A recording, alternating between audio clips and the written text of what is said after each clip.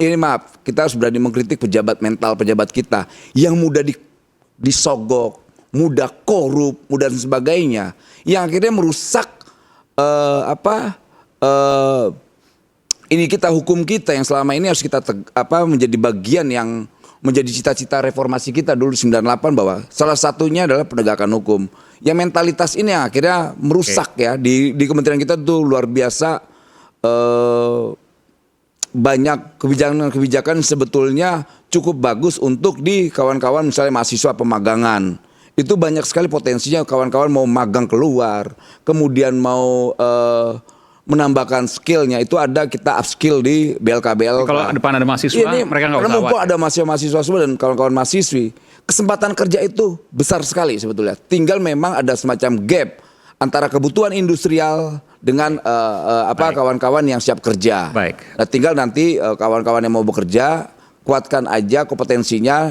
Di depan sana itu banyak sekali peluang kerja dan kita akan pemerintah hadir di situ.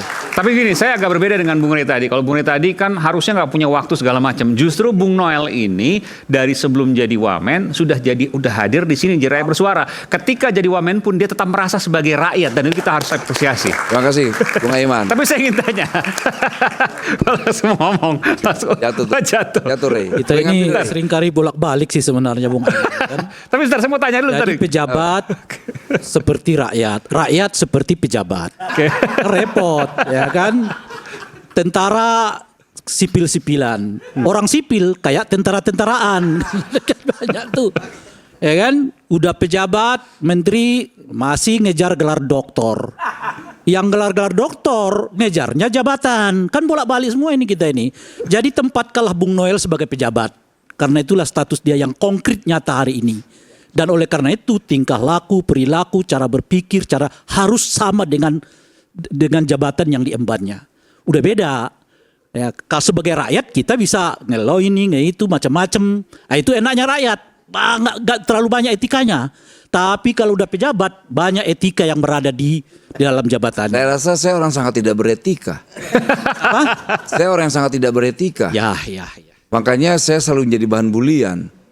Karena gini, ini menjadi problem juga ketika ini ya, saya mengkritik siapapun pejabatnya lah ya, termasuk diri saya. Saya coba pemahaman mereka bernegara ini kan lemah. Lemah sekali bahwa mereka tidak bisa menerjemahkan dirinya mereka sebagai wakil negara. Lebih banyak mereka mewakili dirinya sebagai pengusaha dan sebagainya. Akhirnya banyak terjadi abuse of power di situ.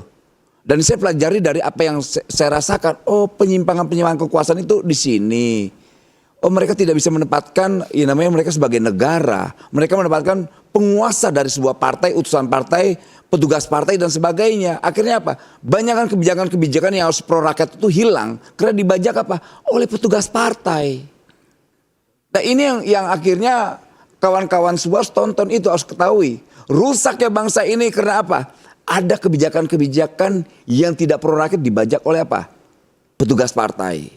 Nah, kita mau ke depan ini hal-hal itu tidak bisa ada lagi. Maksudnya partai menguasai semuanya sehingga apapun yang diminta oleh partai harus dilakukan gitu. Itu realitanya, Dan makanya hari ini ketika saya menjabat sebagai wakil menteri, yang saya bawa ada nilai-nilai yang menjadi gagasan besar Pak Prabowo ke depan.